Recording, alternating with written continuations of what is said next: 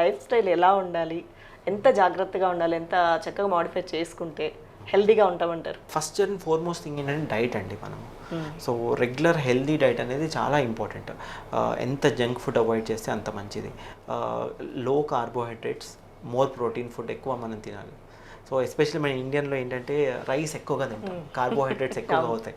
And మన body life style కూడా ఏంటంటే సెంట్రల్ ఒబేసిటీ ఎక్కువగా వస్తుంది.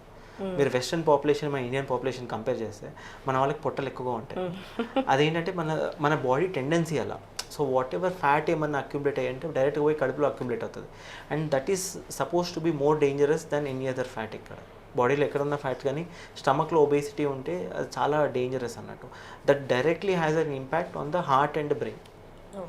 సో ఆ ఒబేసిటీ అనేది చాలా తగ్గించుకోవడానికి వెరీ ఇంపార్టెంట్. అండ్ మన వెస్ట్రన్ పాపులేషన్, ఇండియన్ పాపులేషన్ చూస్తే మన బ్రెయిన్ లోపల రక్తనాళాలు బ్లాక్ ఎక్కువ ఇండియన్ పాపులేషన్లో అవుతుంది. వేరే వెస్ట్రన్ పాపులేషన్లో ఏంటంటే బ్రెయిన్ బయట రక్తనాళాలు బ్లాక్ అవుతాయి ఎక్కువ. ఓకే. డేటా ఏం చెప్తుంది అంటే బ్రెయిన్ లోపల రక్తనాళాలు ఎక్కువ బ్లాక్ అవుతున్నాయి ఇండియన్ పాపులేషన్లో. And that is more dangerous. ఎందుకంటే మనం ట్రీట్మెంట్స్ కూడా తక్కువగా ఇవ్వడానికి ఉంటుంది అన్నట్టు. సో ఈ సెంట్రల్ ఒబేసిటీ అనేది ఫస్ట్ మేజర్ కల్పిట్. అండ్ ఇండియాలో ఇంకా ఇట్స్ కొన బి ఎపిడమిక్ అంటున్నారు. ఇదివరకు ఏంటంటే 20-30 years బ్యాక్ ఇన్ఫెక్షన్ వల్ల చనిపోయేటోళ్ళు.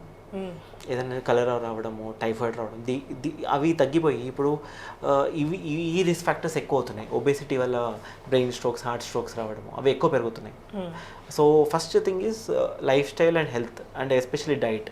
So low carbohydrate, high protein diet is very important, especially to prevent a stroke and all. So regular exercise, at least half an hour to 45 minutes, 3 to 4 times a week cheyamantu.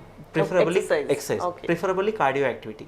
Cardio ante either a brisk walk or a running, jogging or any kind of activity where you can increase the heart rate more than the 25% of the baseline. Ante 20 మీ baseline heart rate ని 25% వరకు పెంచాలి.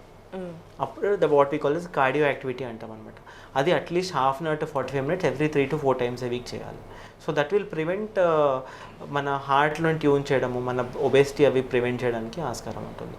So oils, ఏమేమి oils తింటున్నాం అనేది చాలా important. So type of oil, మన junk food, exercise, ఇవి basic things. So apart from that ఇంకోటి ఏంటంటే 35-40 రాగానే ఫస్ట్ థింగ్ ఏంటంటే రెగ్యులర్ బ్లడ్ ప్రెషర్, షుగర్ అవి చెక్ చేసుకోవాలి, కొలెస్ట్రాల్. ఓకే. ఇవి కంపల్సరీ రెగ్యులర్గా ఉండాలి. సో బీపీ అనేది కంట్రోల్లో ఉండాలి. If it is going to higher levels, especially 140 దాటుతుంది ఆర్ 130-140కి రీచ్ అవుతుందంటే you have to be careful. So salt తక్కువ తినడము. So especially higher blood pressure వాళ్ళు కంపల్సరీ సాల్ట్ అవాయిడ్ చేయాలి. మన ఇండియన్ ఫుడ్స్ ఏంటంటే సాల్ట్ చాలా ఎక్కువ వేస్తాం. సో మనకి సాల్ట్ లేనిది అదే ఇంత తప్పగా తింటామా, తినలేము, తప్పగా అంటాం. సో బట్ మనం తినే ఫుడ్లోనే చాలా సాల్ట్ ఉంటుంది. అంటే మన వెజిటేబుల్స్లో న్యాచురల్గానే సాల్ట్ ఉంటుంది.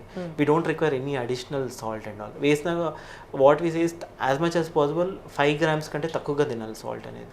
సో ఈ రకంగా లో సాల్ట్ డైట్ ఎస్పెషల్లీ బీపీ ఉన్న వాళ్ళు కంపల్సరీగా ఫాలో అవ్వాలి.